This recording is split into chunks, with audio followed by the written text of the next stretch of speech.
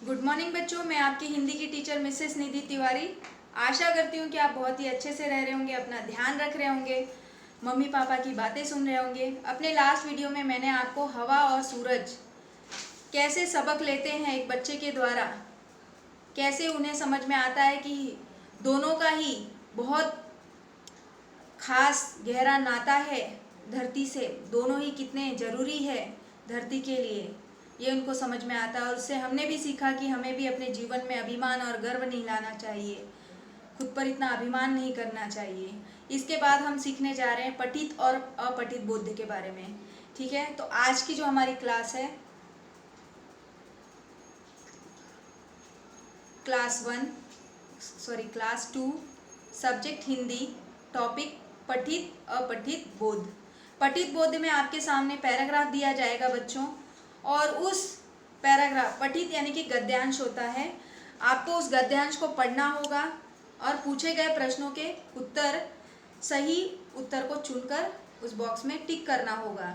ठीक है, मतलब आपको एक पैराग्राफ है, उस पैराग्राफ की स्टोरी को अच्छे से समझना है और उसे पढ़ना है। ठीक है, और फिर उस उत्तर को जानना है, क्या उत्तर सही है, उसमें टिक करना होगा। ठीक है, चलिए आगे बढ़ते हैं कि पठित बोध में हम कौन सी स्टोरी, कौन सी कहानी के बारे में जानने जाएंगे, सीखेंगे।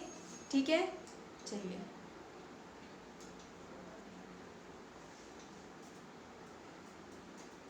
आप देख सकते हैं कि आपके सामने दांत दिखाई दे रहा है, ब्रश लिया हुआ। ठीक है, तो ये क्या है? ये आपके ही जैसे दांत हैं जो आपको संदेशा दे रहे हैं कि आपको क्या करना चाहिए, अपने दांतों की सफाई करनी चाहिए, किस तरह से करनी चाहिए। तो आज जो हम पठित बोध में जो स्टोरी सुनने जा रहे हैं, कहानी सुनने जा रहे हैं, वह दांतों की सफाई से संबंधित है कि हमें अपने दांतों की सफाई के लिए क्या करना चाहिए, क्या नहीं करना चाहिए कि जिससे हमारे दांतों में कीड़े लग जाएं। ठीक है, और हमें किस तरह से ब्रश करना चाहिए। तो बच्चों, आपको अपने दांतों की अच्छी तरह से सफाई करनी चाहिए। अंदर के दांत जो होते हैं, जहाँ हमारे ब्रश नहीं पहुँच पाते, उनकी भी अच्छी तरह से सफाई करनी चाहिए। और उसके साथ साथ हमें अपने शरीर की भी सफाई पर विशेष ध्यान देना चाहिए। तो चलिए आगे बढ़ते हैं पठित बोध के बारे में।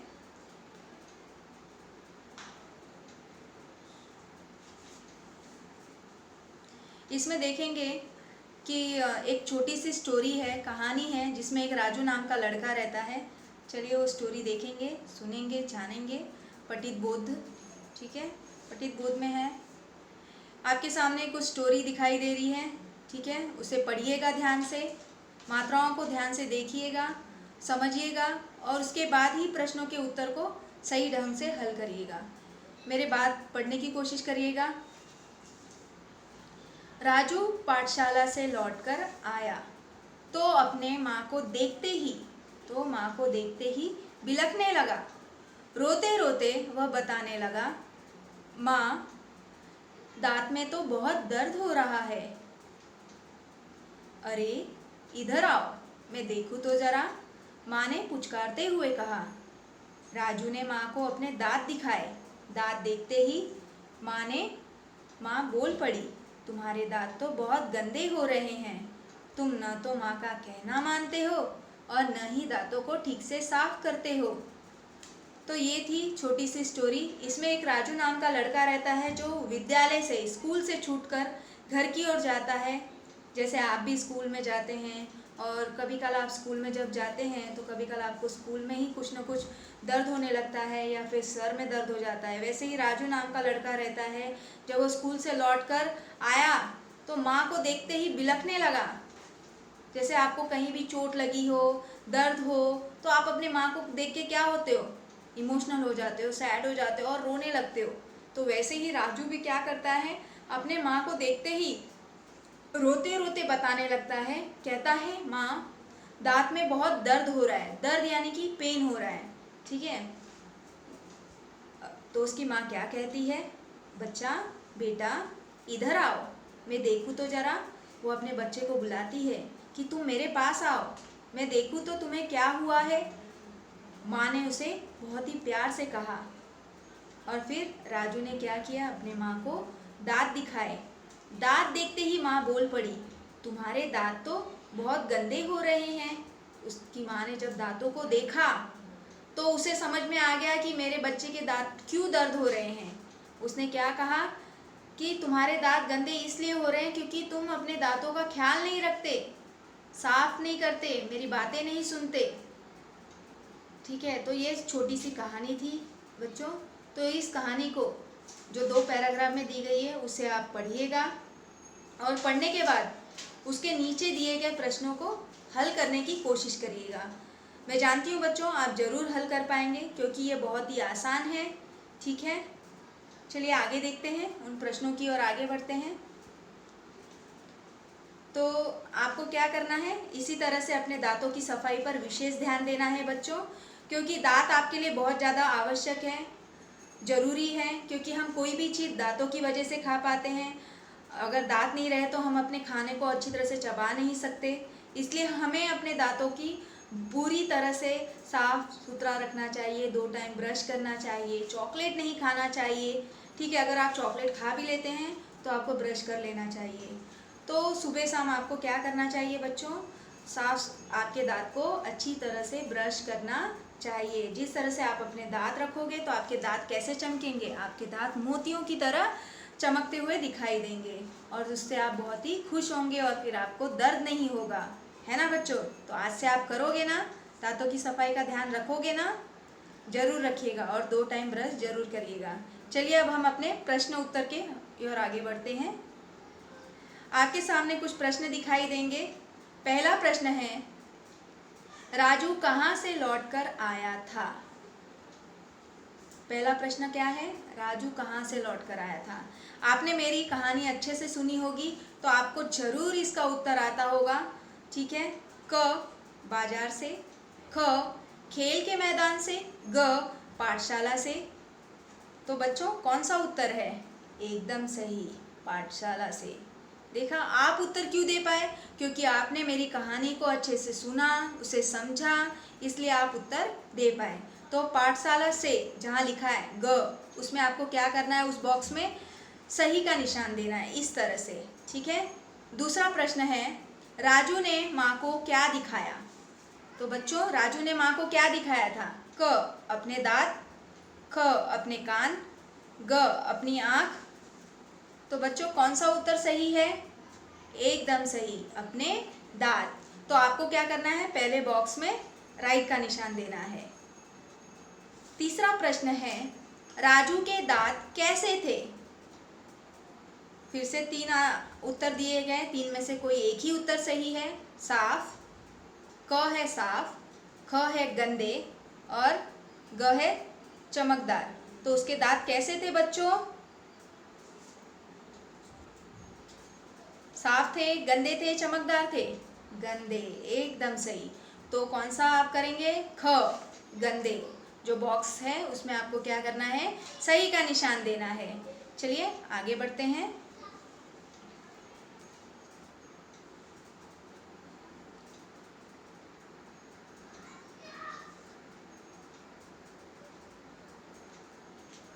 अगला प्रश्न है हमारा, इस शब्द में चंद्र बिंदु का प्रयोग नहीं हुआ है।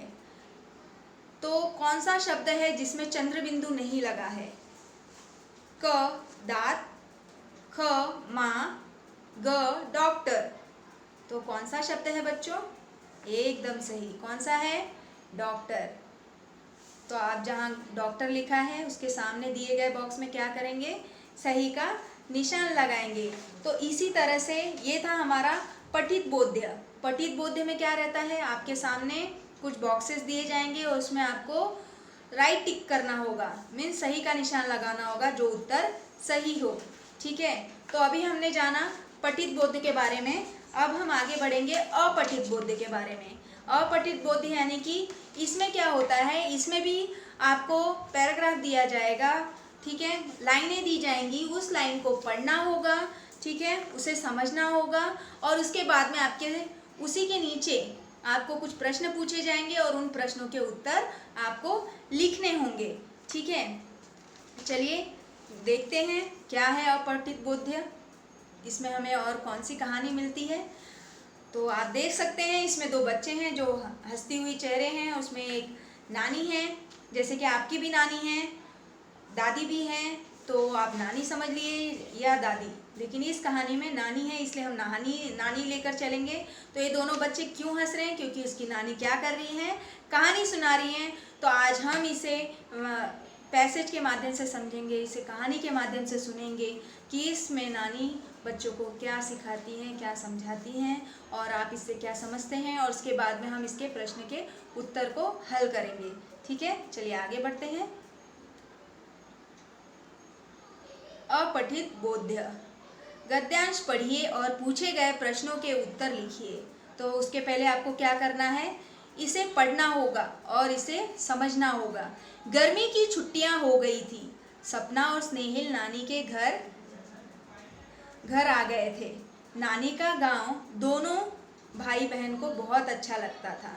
देखो, जब गर्मी की छुट्टियां लग जाती हैं, जब आपके एग्ज़ाम ख़त्म हो जाते हैं, तो आपको क्या अच्छा लगता है? नानी के घर जाना अच्छा लगता है, क्योंकि वो आपको क्या करती हैं? ढेर सारा प्यार देती हैं, चॉकलेट देती हैं, केक देती हैं, घूमने ले जाती हैं, कहानियाँ सुनाती हैं, और सबसे बड़ी बात, आपको नानी के पास रहकर पढ़ाई नहीं करनी पड़ती है ना बच्चों। इसीलिए आपको सबसे ज़्यादा नानी पसंद आती हैं। तो वैसे ही जैसे ही गर्मी की छुट्टियां हो गई थी, सपना और स्नेहिल नानी के कहाँ गए थे? नानी के घर आ गए थे। जैसे आप अपने नाना नानी के घर जाते हैं, वैसे ही सपना एक लड़की का नाम है और स्नेहिल एक लड़के का नाम है, जो दोनों भाई बहन कहाँ जाते हैं? नानी के घर गए थे। चलिए देखते हैं आगे क्या होता है।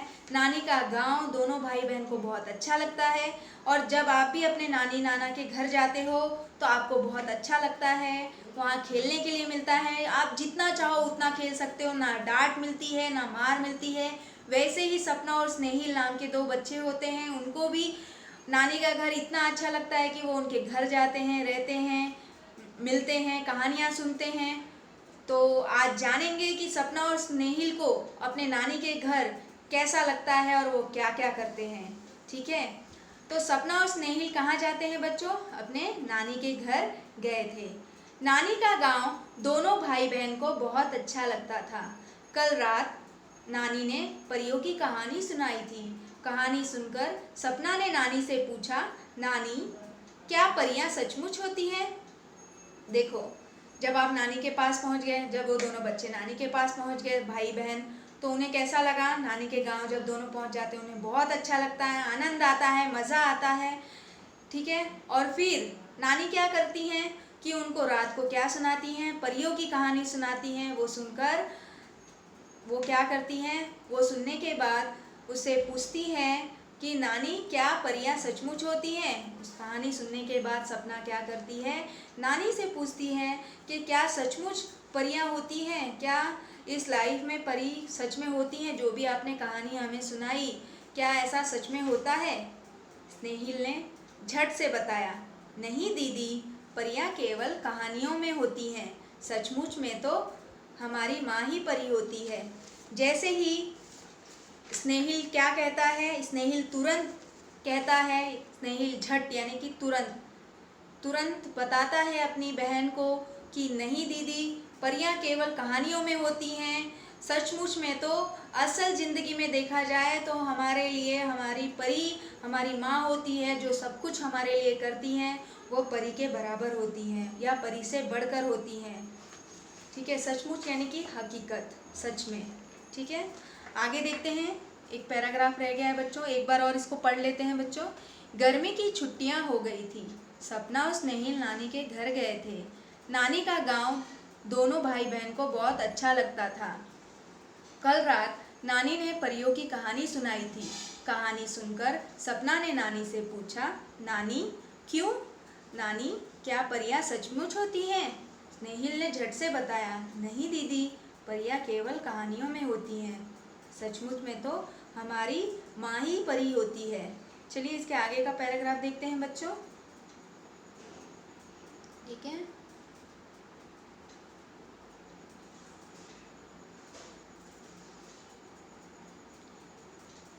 आखिरी पैराग्राफ रह गया है बच्चों। स्नेहिल की बात सुनकर नानी हंस पड़ी। उन्होंने कहा, तुम्हारी माँ जिस प्रकार तुम्हारी परी है, उसी प्रकार मैं तुम्हारी माँ की परी हूँ। समझ गए ना? जैसे ही वो अपनी बहन को बताता है, बड़ी बहन को, कि बहना, जो हमारी माँ है वही असल ज़िंदगी में परी है, तो जब नानी उनकी बातें सुनती है, उस स्नेहल की बात सुनकर क्या हो जाती है, हंस पड़ती है और कहती है, तुम्हारी माँ जिस प्रकार तुम्हारी परी है, उसी प्रकार मैं तुम्हारी माँ की परी हूँ। तो तुम्हें समझ में आया? तो बच्चे बोलते हैं हाँ, उन्हें अच्छी तरह से समझ में आता है। तो बच्चों, क्या आपको ये छोटी सी कहानी पसंद आई? क्या आप भी नानी के घर जाते हैं तो इसी तरह से मस्ती करते हैं, ढेर सारी कहानियाँ सुनते हैं? ठीक है। तो बच्चों, असल ज़िंदगी में परियां कौन होती हैं? परी कौन होती है? हमारी माँ होती हैं, क्योंकि माँ वो शब्द है, माँ वो चीज़ है जो हमारे लिए सब कुछ करती हैं। माँ की बराबरी दुनिया में कोई नहीं ले सकता बच्चों। ठीक है। तो अब हम आगे बढ़ते हैं। ये पैराग्राफ हमने पढ़ा, समझा। अब इससे ही संबंधित आपके सामने कुछ प्रश्न दिखाई दे रहे हैं। चलिए, मैं आपसे एक एक करके पूछती हूँ, आप कोशिश करिएगा। मैं जानती हूँ कि आप ज़रूर उत्तर दे पाएंगे, क्योंकि आपने बहुत ही अच्छे से ध्यान से पढ़ा है। सपना और स्नेहिल कौन थे? तो बच्चों, सपना और स्नेहिल कौन थे? कोशिश करिए, आप ज़रूर बता पाएंगे। सपना और स्नेहिल कौन थे? दोनों भाई बहन थे बच्चों। सपना और स्नेहिल दोनों भाई बहन थे। नानी ने कल रात किसकी कहानी सुनाई थी? एकदम सही, नानी ने कल रात परियों की कहानी सुनाई थी। तो आप कैसे लिखेंगे? आप पूरे वाक्यों में उत्तर लिखेंगे। ठीक है। नानी ने कल रात परियों की कहानी सुनाई थी। किसकी बात सुनकर नानी हंस पड़ी? तो किसने बताया था बच्चों इस कहानी में कि परियां नहीं होती, माँ ही परी होती है? लाइन किसने कहा था बच्चों? स्नेहिल ने। एकदम सही। स्नेहिल की बात सुनकर नानी क्या हो गई थी? हंस पड़ी थी, है ना? तो ये 3 क्वेश्चन थे। अब हम अगला क्वेश्चन देखेंगे। ठीक है। चौथा प्रश्न है, नानी ने खुद को किसकी परी बताया? उनकी नानी ने खुद को उनकी माँ की परी बताया, क्योंकि उनके माँ की ही परी थी ना। ठीक है। तो इस तरह से आपके प्रश्नों के उत्तर आपको पूरे वाक्य में लिखने हैं। ठीक है। इसके आपको सॉल्यूशन की भी भेज दूंगी मैं, आप अपने मन से लिखने की कोशिश करिएगा। ठीक है। बहुत ही आसान है। आगे बढ़ते हैं। इन शब्दों को शुद्ध करके लिखिए। इन शब्दों को क्या करना है? शुद्ध करके लिखना है। जैसे पहला है क, छुट्टियाँ। ठीक है। आपके सामने छुट्टियाँ के सामने बॉक्स दिया गया है। उस बॉक्स में जो इसमें ट है उसको सही ढंग से नहीं लिखा गया है, उसमें मात्राएं बराबर लगानी है। पहले ट लिखना है, हलंत लगाना है। मैं आपको इसका उत्तर की भेज दूंगी बच्चों, अगर आप नहीं कर पाए तो। परियां, ठीक है, तो आप सही कर पाएंगे। परियां इसमें सही दिया गया है। ठीक है। र, परियां, परियां। ठीक है। चंद्रबिंदी भी सही लगाया गया र में। छोटी की मात्रा भी सही लगाई गई है। तो आप एज इट इज़ लिख दीजिएगा। आपके किताब में बड़ी की मात्रा दिखाई गई है, यहाँ छोटी ई हो गई है। कोई बात नहीं, आप आपके बड़ी ई लगाई गई है तो आप उसे क्या करिएगा बच्चों? छोटी ई कर दीजिएगा। ठीक है। जब बहुवचन होता है तो बड़ी ई की मात्रा छोटी ई में बदल जाती है। ठीक है। इसलिए परी, परियां। तो ये परियां करते समय जो र में मात्रा लगानी चाहिए वो छोटी ई की होनी चाहिए। तो मैं आशा करती हूँ कि आपको समझ में आया होगा कि आज मैंने जो भी आपको पढ़ाया, दो पठित अपठित बोध्य समझाया, आपको समझ में आया होगा, है ना बच्चों? तो आपको ऐसे ही समझना है, पढ़ना है। पठित अपठित बोध्य बहुत ही आसान है, उसमें कुछ नहीं होता। उसमें आपको पठित बोध्य बहुत ही आसान है, उसमें सिर्फ आपको पैराग्राफ पढ़ना होता है, लाइन पढ़नी होती है, वाक्य पढ़ने होते हैं, और उससे ही संबंधित आपको प्रश्नों के उत्तर हल करने होते हैं। आपके सामने कुछ बॉक्स दिए गए होंगे, उसमें आपको सही का निशान लगाना होता है। और अपठित बोध्य यानी कि आपको पैराग्राफ पढ़ना है, समझना है, और उससे ही संबंधित प्रश्न पूछे जाएंगे, उन प्रश्नों के उत्तर को पूरे वाक्य में लिखना है। ठीक है बच्चों, मैं आशा करती हूँ कि आपको ये समझ में आया होगा। आपको ये पैराग्राफ 2 या 3 बार पढ़ना है, समझना है, और अपने ही ढंग से उसे हल करिएगा और पूरे वाक्य में उत्तर को लिखिएगा। ठीक है। Bye bye. अपना ध्यान रखिएगा, ख्याल रखिएगा। Thank you.